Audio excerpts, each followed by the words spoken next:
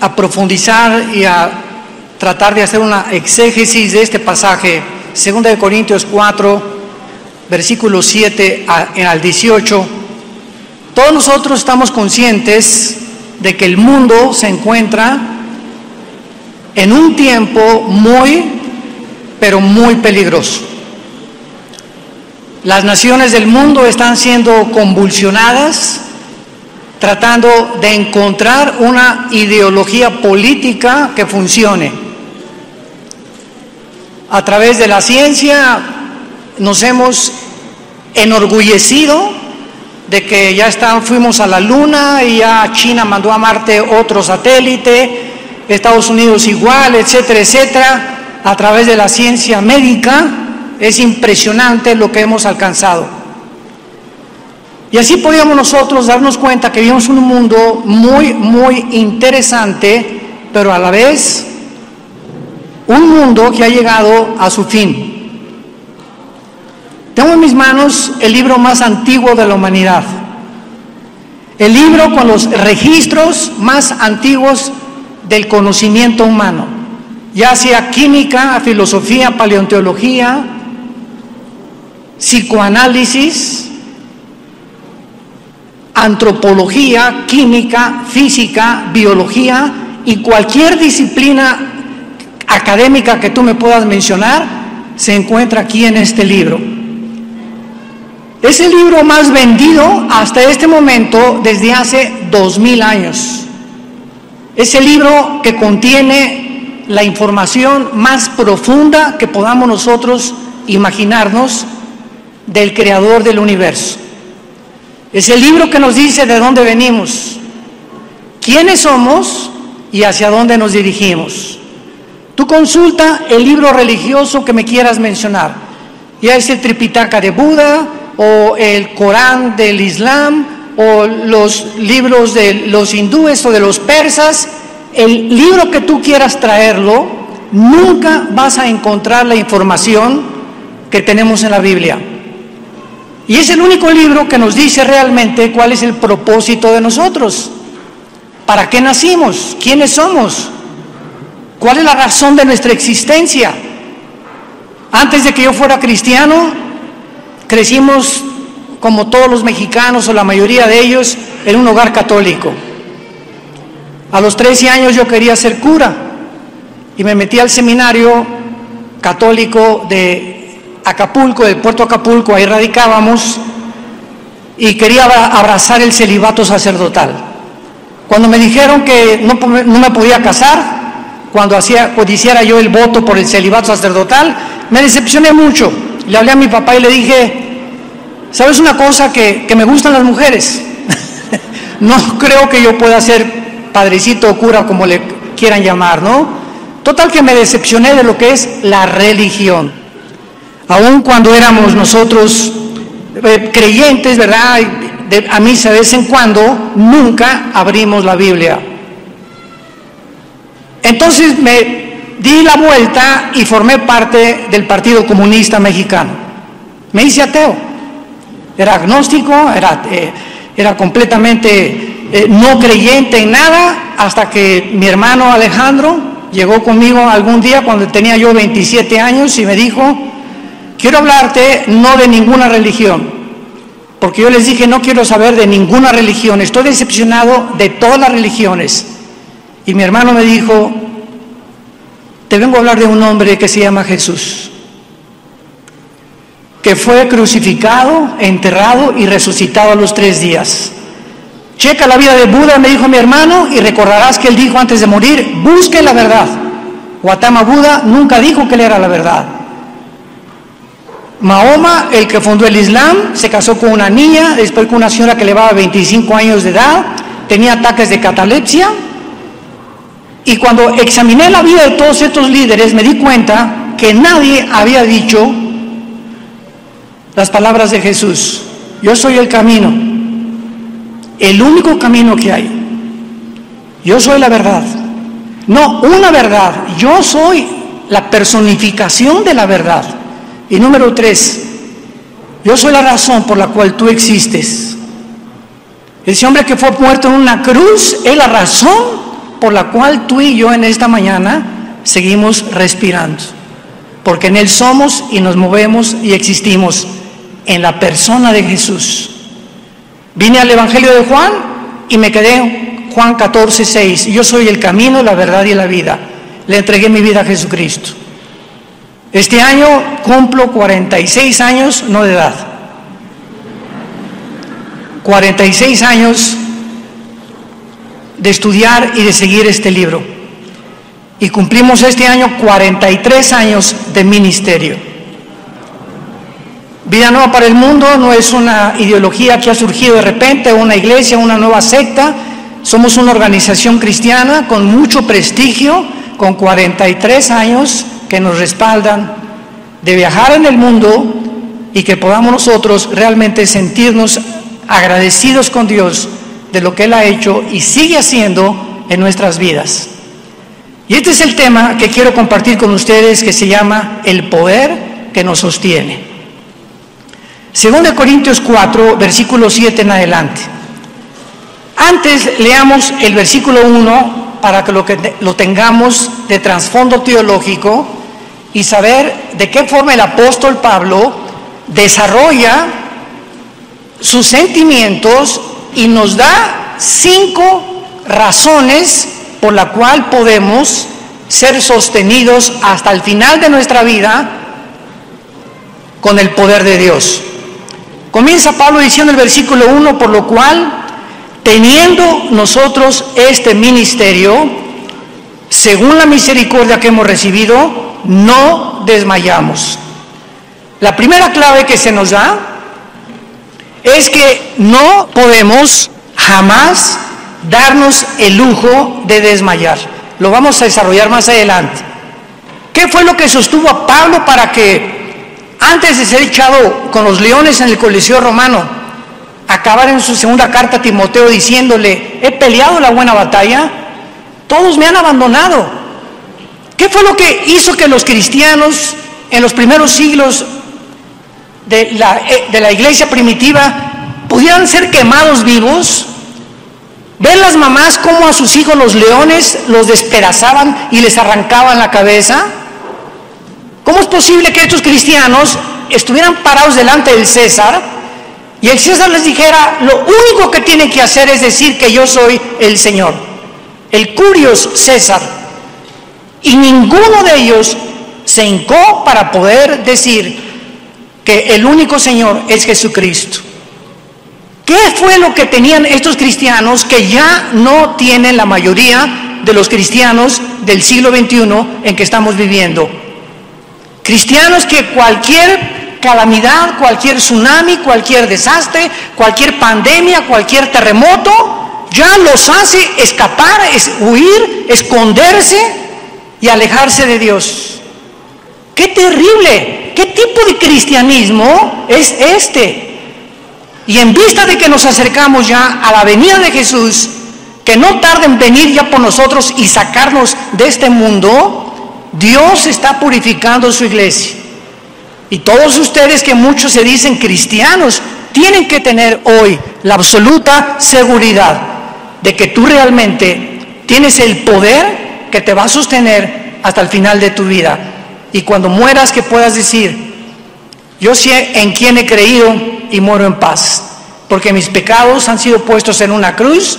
Dejo a mis hijos con el conocimiento de Cristo, no les dejo ni una casa, no les dejo ni siquiera 1,000 pesos en la cuenta del banco, pero si yo dejo que mis hijos, cuando yo muera, tengan a Cristo, les dejo garantizada su vida hasta el final.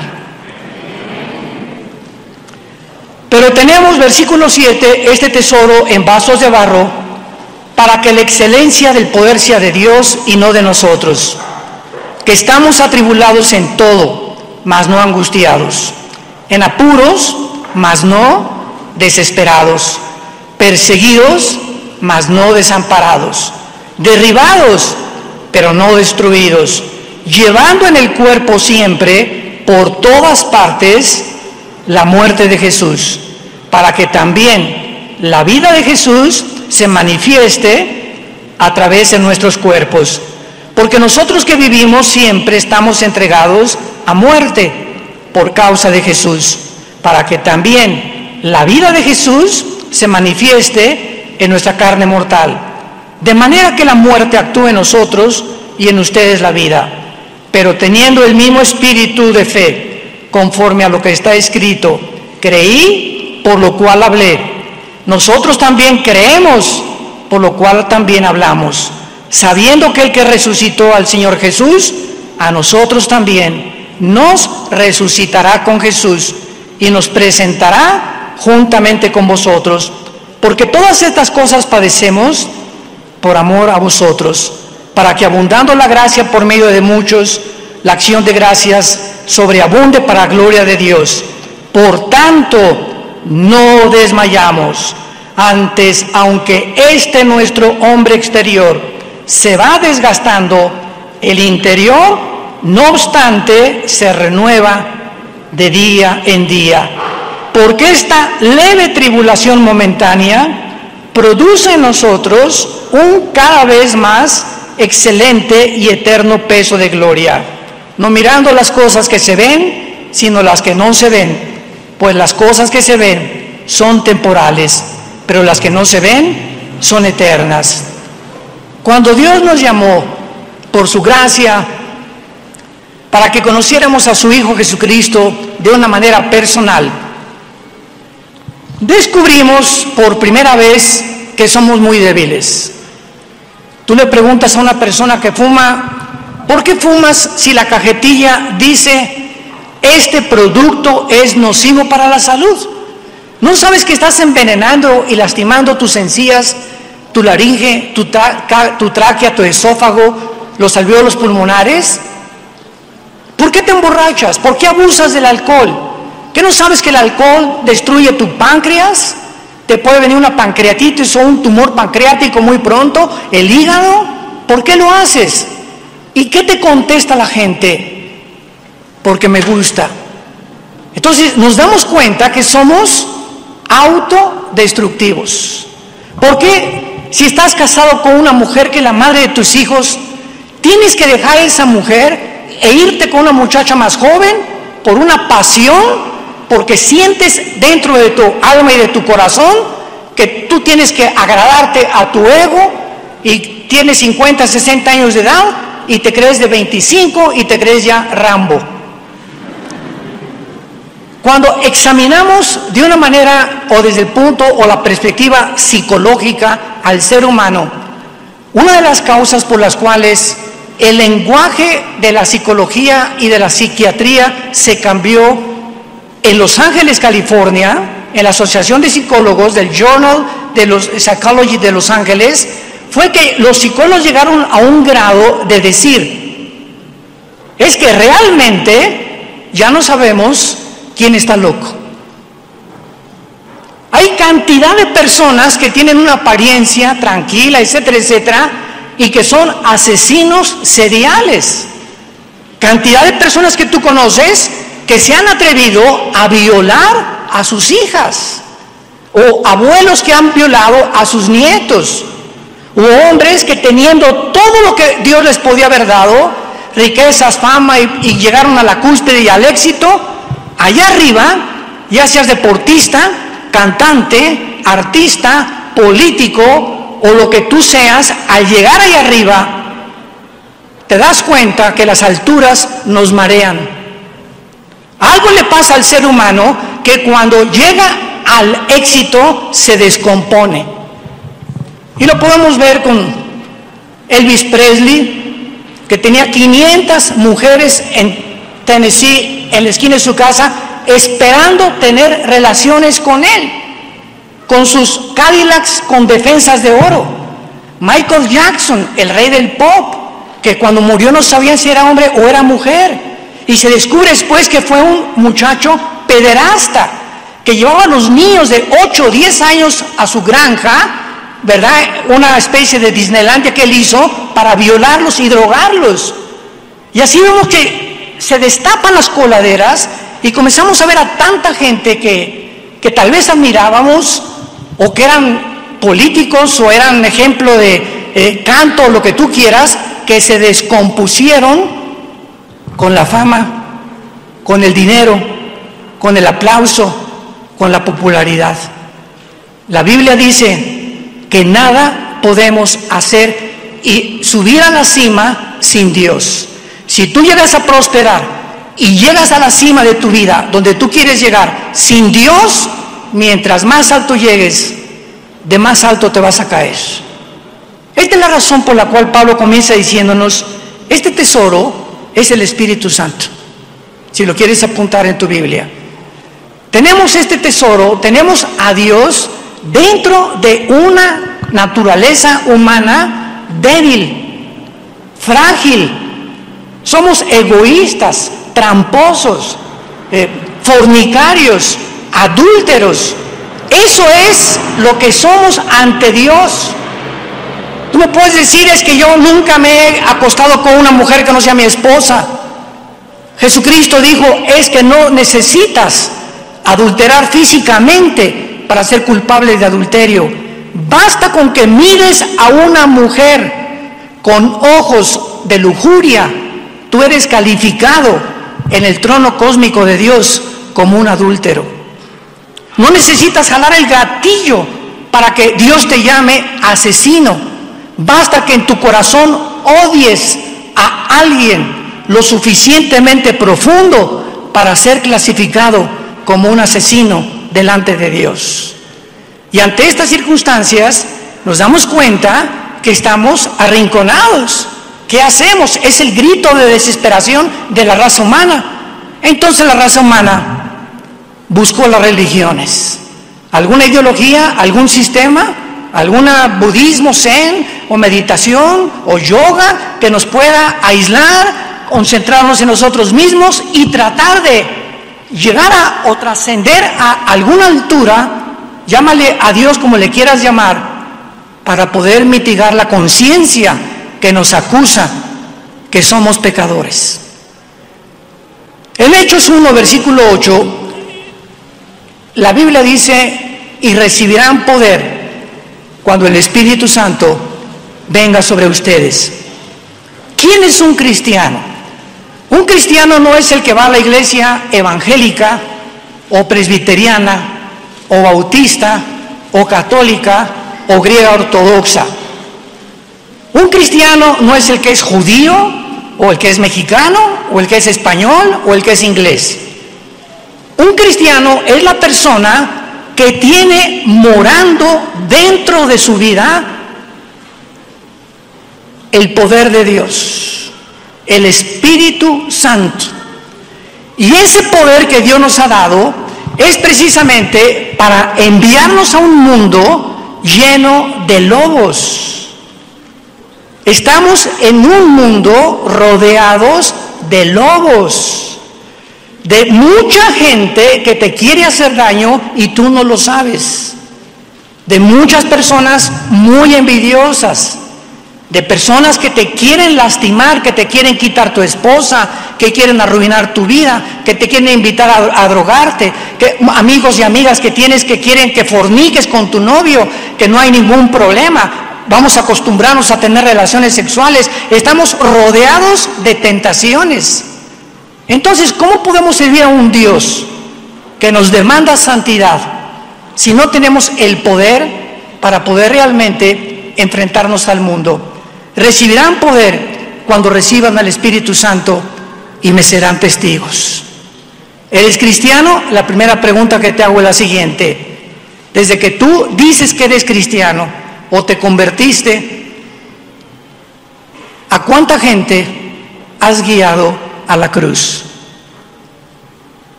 ¿A cuánta gente, a cuántos amigos en tu bufete de abogados, en tu consultorio médico, en tu escuela, en tu taller de plomería, de carpintería, a cuántas personas les has hablado en la universidad, en la secundaria, en la preparatoria, del amor de Cristo en esa cruz?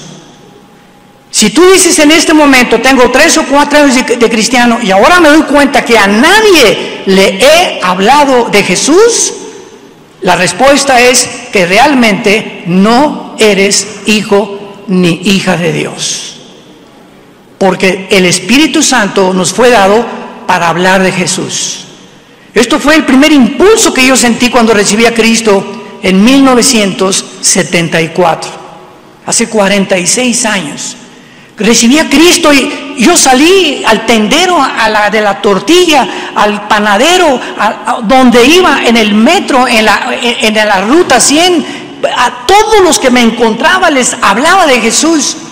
Ponía un cajón en el mercado de Acapulco y me subía en el mercado a predicar a la gente. Éramos muy pobres. Y llegaba una marchante y me daba un pescado y el otro me daba 2 bolillos. Llegaba a mi casa, comíamos lo que arrancábamos de los árboles o lo que yo pescaba. Después me fui de misionero y estuve viviendo 3 años de misionero en Guerrero, durmiendo en pisos de adobe.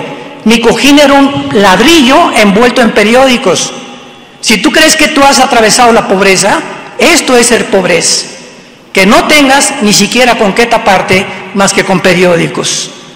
Así estuve 2 años en la sierra porque quería hablar de Cristo a los indígenas, a todos en la frontera con Oaxaca y Guerrero. Y cuando bajé de la sierra, bajé con malaria, bajé con enfermedades con 40 de temperatura.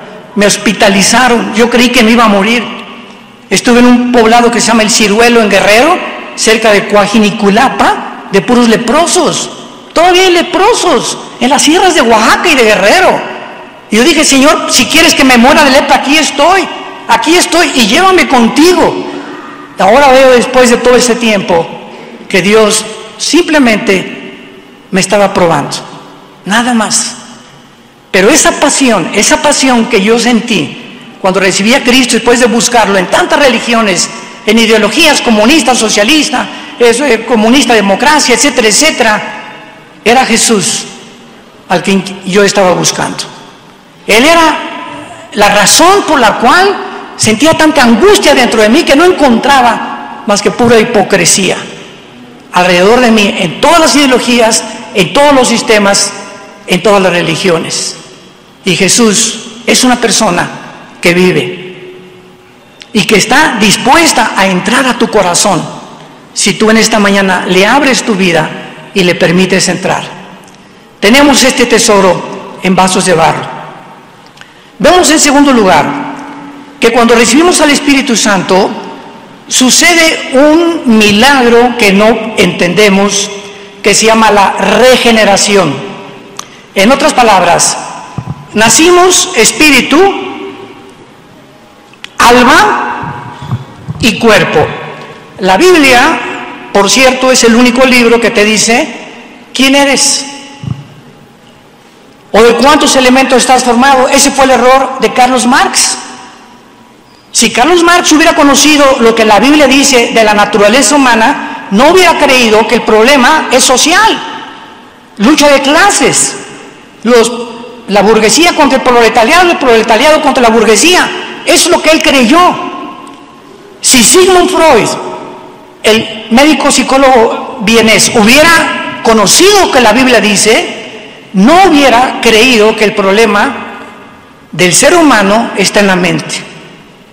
Por eso la psicología trata de penetrar la mente humana, discernir la mente humana, el subconsciente con el inconsciente, para mostrar lo que hay en el consciente. Y finalmente Freud atribuyó los problemas al sexo, que desde la infancia hay un problema sexual con el ser humano, etcétera, etcétera. Y así nos damos cuenta que Carlos Darwin, en su libro Origen de las Especies, si hubiera conocido que en 1954 se descubre el ADN por los doctores Watson y el doctor Crick, donde la molécula del ADN o el ácido desoxirribonucleico, para los que no entiendan esto, en cada una de las billones de células que tenemos en nuestro cuerpo se encuentra una información codificada, se encuentra algo que Dios escribió, y en cada célula de mi cuerpo está escrito la altura, el color de pelo, de ojos, el color de piel, todo absolutamente en cada una de nuestras células. Y cuando se descubre el ADN, se descubre científicamente que es imposible. Señores maestros universitarios que nos honran con su presencia, me dijeron que hay como 4 o 5, sean bienvenidos. Les digo con todo mi corazón, la teoría de la evolución ha sido el fraude más grande del siglo XX. ¿Por qué se sigue enseñando en las preparatorias y en las universidades que venimos de chita? Que somos el proceso evolutivo de los animales, porque los científicos también inventan teorías. Y como el ser humano no sabe cómo comenzó todo, pues especula, hipotetiza, inventa. Y por eso se llama teoría. Y ahora el descubrimiento del ADN nos demuestra científicamente, maestros universitarios o biólogos que nos acompañan, que biológicamente es imposible que mi ADN lo tenga un chango, y que el ADN de un rinoceronte no lo tiene la jirafa, y que no existe hasta este momento la mutación entre una especie y otra especie. No hay un solo elemento científico, una sola prueba de que la evolución se pueda considerar dentro del área de la ciencia. Son especulaciones. Y así lo prueba también la segunda ley de la física, la segunda ley de la termodinámica, y lo prueba la ley de la biología con los aminoácidos, que son los ladrillos de la Biblia que nos impiden que nos convirtamos en un chango o un chango en un ser humano. ¿Pero por qué se sigue enseñando? Porque no conocen el origen del ser humano revelado en la Biblia. La Biblia dice que somos espíritu, tenemos un alma y vivimos dentro de un cuerpo, un envase, una jícara, donde temporalmente tu alma y tu espíritu habitan. Y el espíritu es la parte a través de la cual conocemos a Dios, servimos a Dios y adoramos a Dios, porque Dios es espíritu. Juan 4:24. El alma es el asiento de las emociones, los sentimientos y la voluntad. Y el cuerpo es el soma en el griego, que es el asiento donde vive el alma y el espíritu. Y cuando tú mueres, tu cuerpo lo tiran, se lo comen los gusanos, pero sale de tu cuerpo dos cosas, el alma y el espíritu, y se van o a la presencia de Dios inmediatamente. No hay purgatorio, no hay limbo, no hay reencarnación. Está establecido a los hombres que muramos una sola vez y después el juicio. Cuando tú mueres y mueres en tus pecados, no te salvas eternamente de tu alma. Jesucristo habló más veces del infierno que del cielo. Esto es muy, muy interesante. Entonces, el Espíritu Santo, dice la Biblia, que así fue creado Adán y Eva, alma, espíritu y cuerpo. Cuando el ser humano rechaza a Dios a través de nuestros primeros padres, dice la Biblia que morimos espiritualmente. La palabra muerte en la Biblia no significa cesación de existencia. La palabra muerte apunta a lo que significa separación. No significa cesar de existir, es una separación temporal. Nos separamos de Dios, y desde Adán hasta nuestros días, cuando yo nací con mi alma, mi mente, sentimientos, voluntad, intelecto, y con un cuerpo, pero muerto, separado de Dios. Y esta es la razón por la cual existe la filosofía, esta es la razón por la cual existen las religiones. Todos estos sistemas humanos están buscando la manera, porque traemos la eternidad en el alma, muertos separados de Dios, pero en el alma sigue la imagen y la semejanza de Dios en nuestras vidas. Y esto es lo que nos impele a buscar a Dios, a través del budismo, del hinduismo, del catolicismo o del judaísmo, o la religión que tú me quieras mandar. El ser humano está ávido, como decía Sigmund Freud. El ser humano es incorregiblemente religioso. No ha existido una tribu, una civilización, una nación, nunca en la historia, que no haya adorado a algo o a alguien. Y cuando no sabemos quién es Dios, adoramos a la luna, o nos vamos a Teotihuacán a cargarnos de energía, o a comenzar a ponernos en flor de loto o meditación y concentrarnos en nosotros mismos. Estamos buscando la realidad, porque nos creó Dios con ese impulso de buscar la verdad. y es Jesús. Finalmente, cuando tú tienes a Jesús, llegas al final de tu búsqueda y llegas a saber que Él es exactamente lo que nos puede explicar qué es lo que significa ser cristiano. La palabra cristiano tiene dos palabras: Christos, anos. Cristo ungido, anos en el griego, ¿qué significa? Ungido dentro de, o ungido con la palabra de Dios o con el Espíritu Santo. Y la palabra anos significa también pequeño. Entonces, ¿quién es un cristiano? Un ungido que tiene al Espíritu Santo y es una persona pequeña ante los ojos del mundo, porque el mundo seguramente te va a perseguir, te va a despreciar, van a perseguir ese libro más controversial que hay en toda la existencia de los libros, y el único libro que nos dice cuál es el camino, la verdad y la vida.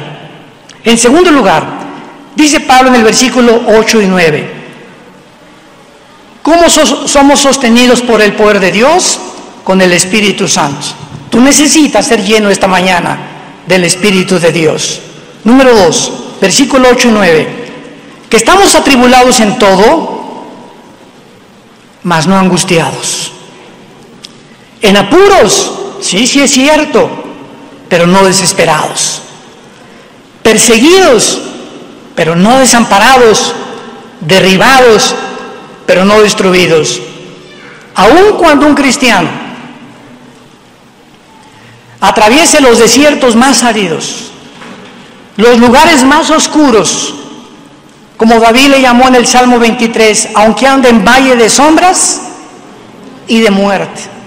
Acabamos de pasar un año que continúa todavía con algunas cosas colaterales que todavía siguen por ahí, una pandemia, ¿verdad?, en la que lo único que oíamos era: se murió, se murió, se murió. Tantos muertos en Brasil, tantos muertos en México, una campaña de pánico desmedida, desproporcionada, con el único propósito y con el único objetivo, que lo sabe muy bien el diablo, que si tú sabes a una persona o quieres controlar a una persona, infúndele miedo.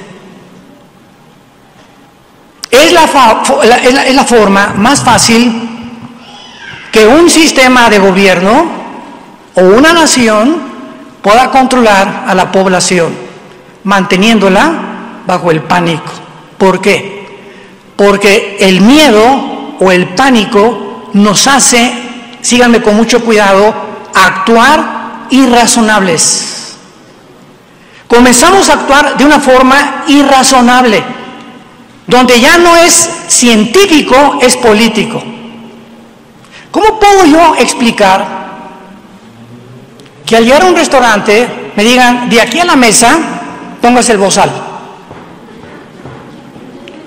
y al llegar a la mesa no hay virus? Si se para el baño, póngase el bozal.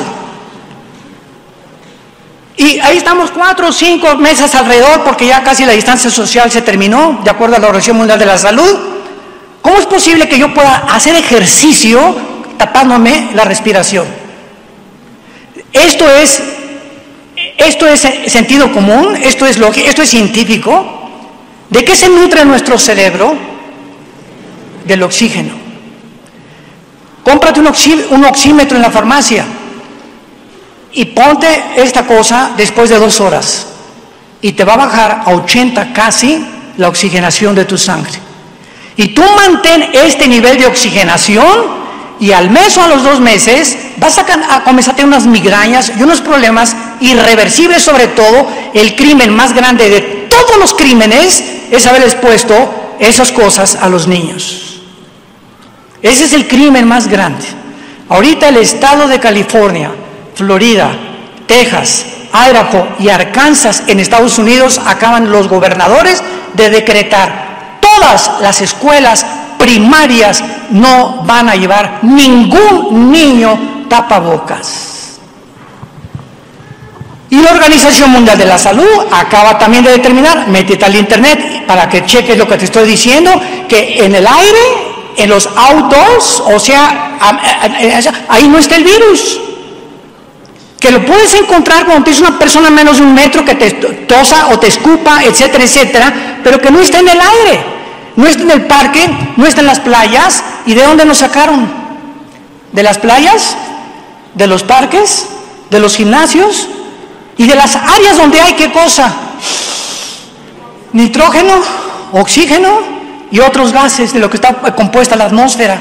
Es impresionante. Había videos que sacaban a la gente que se metía a la playa a nadar y la sacaban porque no traía cubrebocas en la playa, nadando en la playa. Es lo primero que te quita un tiburón.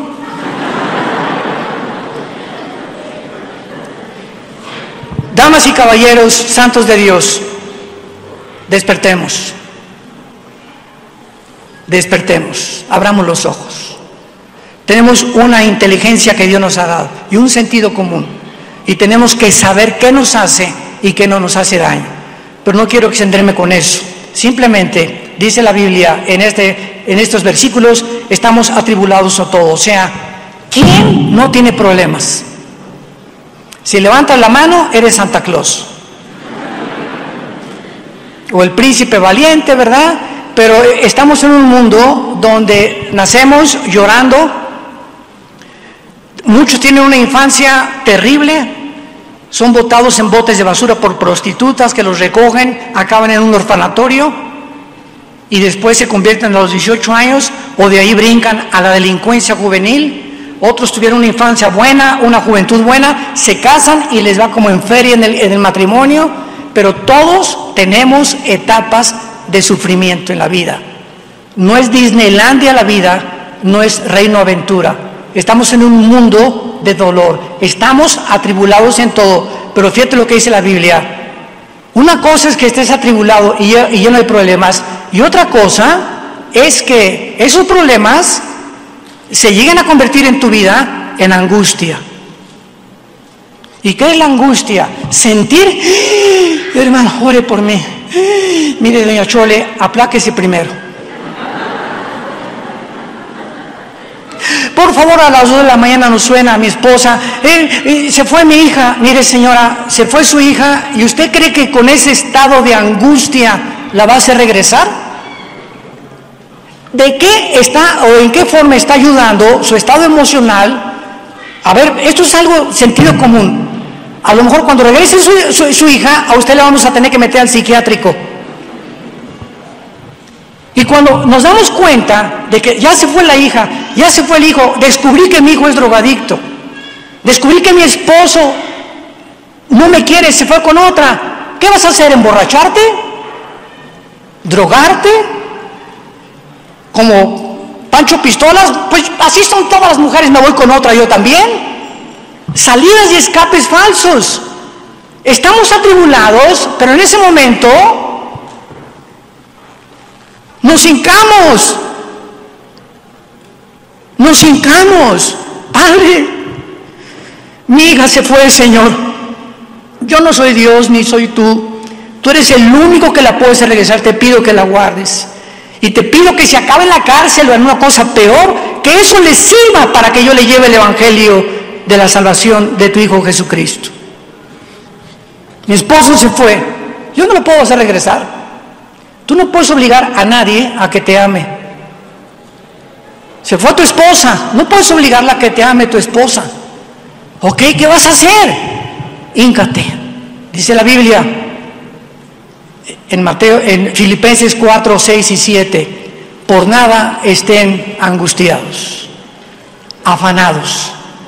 En ese momento sean conocidas tus necesidades delante de Dios con oración, ruego y súplica. Y cuando tú te hincas, en lugar de usar una puerta falsa, drogas, alcohol o hacer una tontería, cuando tú te hincas, estás demostrando que crees en Dios. Ahí está la fe en acción. ¿Por qué lo haces? Porque sabes que te va a contestar. Y dice la Biblia, y cuando tú lo haces, la paz de Dios, que sobrepasa todo entendimiento, guardará tus pensamientos y tu corazón en Cristo Jesús. En ese momento va a haber un milagro en tu vida. Cuando Dios ve que tú te hincas, y porque sin fe Es imposible agradar a Dios. Cuando Dios ve que en la acción, con nuestras acciones demostramos que creemos en Él, un milagro viene sobre nuestros pensamientos que de una forma imperceptible y milagrosa me siento tranquilo. Me voy a acostar, ya dejé a mi hija. Mi hijo se fue, ahora sí que el charro pistolas con otra o con quién sabe que se fue. Señor, que Dios lo bendiga, ¿verdad? Tú te encargas de él y total me vas a decir qué vamos a hacer con el tiempo, pero él, la situación de él, no me va a quitar la paz a mí. El hecho que él haya agarrado camino por otro lado no me va a estar quitando la paz, porque entonces yo estoy sufriendo y él está divirtiéndose. No, descansar en Dios. Estamos atribulados, aprendamos a nunca llegar a la angustia. Estamos en apuros, pero no desesperados, llenos de problemas, estresados. Mantendré mi trabajo con la pandemia.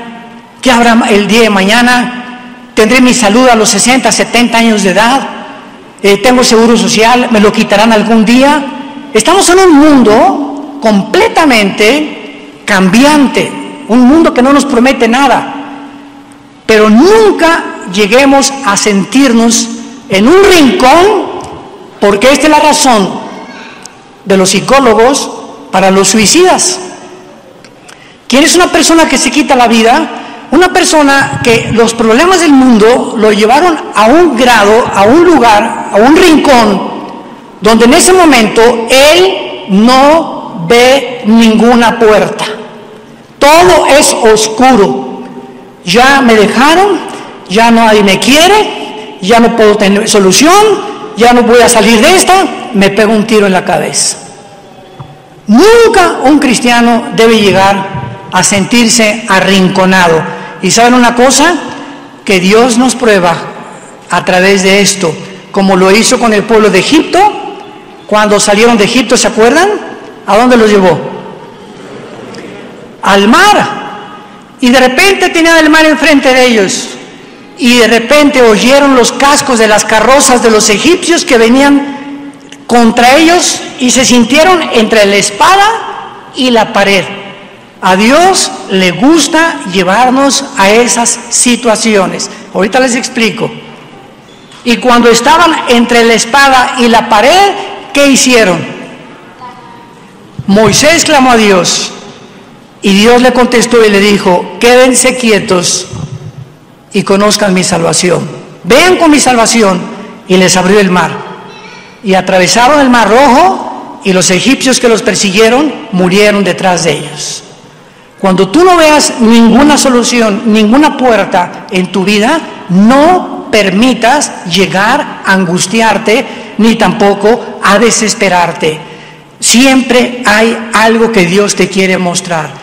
Cuando no encuentras ninguna puerta, no hagas nada, híncate. ¿Tú lo has hecho? No me contestes. ¿Tú lo has hecho? Porque ahí es cuando probamos que Dios es real. Estamos atribulados en todo, pero nunca llegamos a la desesperación y menos al estrés. ¿Saben qué es el estrés? El Hospital Hopkins, la Clínica Mayo en Rochester, que son las instituciones médicas más famosas en Estados Unidos, coincidieron que el 70% de las enfermedades de los seres humanos, el 70% de las enfermedades mentales y físicas son debidas al estrés. Es la enfermedad del siglo XXI. ¿Qué es el estrés? Es un estado de angustia, de desesperación, de inseguridad, de que no sabes qué va a pasar. Y llegas a tus hijas y quítate a los chamacos de ahí, préndeme, quiero ver a la América contra el Pachuca, aunque pierde la América. Y llegamos a ese grado, ¿verdad?, en el que te tocan y estás como Pepita en comal. Brincamos por cualquier cosa, no puedes ni dormir siquiera, tienes ya semanas sin dormir. Afecta tu corazón, afecta tu mente, afecta tu estómago, este estado de falta de paz. Y hace 2000 años, el autor de la Biblia Hace 2000 años nos dejó el antídoto para la enfermedad del siglo XXI. Shalom. Mi paz les dejo, mi paz les doy. El estado de armonía perfecto de la mente y del cuerpo es mediante la paz. Y cuando hay paz en tu mente, tus órganos, tu sistema gastrointestinal, tu sistema cardiovascular, tu sistema cardíaco, todo funciona a través de tu estado mental. Estamos atribulados en todo, pero no angustiados, perseguidos, pero no desamparados. Tal vez ahorita te está persiguiendo tu abogado, tu esposo te quiere quitar la casa, tu novio dijo que te va a mandar un recado que ya no te quiere, que se va a ir con chencho en lugar de con chencho, etcétera, etcétera. Continuamente vamos a seguir siendo perseguidos. Y sabes una cosa, en la vida, cuando trazas una meta, a la derecha, como dijo Sancho Panza, ¿verdad?, al Don Quijote, oye, los perros están ladrando, están buscando y te están criticando. El Quijote le dijo, ¿verdad?, deja que los perros ladren, significa que estamos caminando. Entonces tú vas a ver siempre gente que le vas a caer gorda. No somos monedita de oro para caerle bien a todos, como dice el dicho. Entonces va a haber gente siempre que va a tener envidia de ti.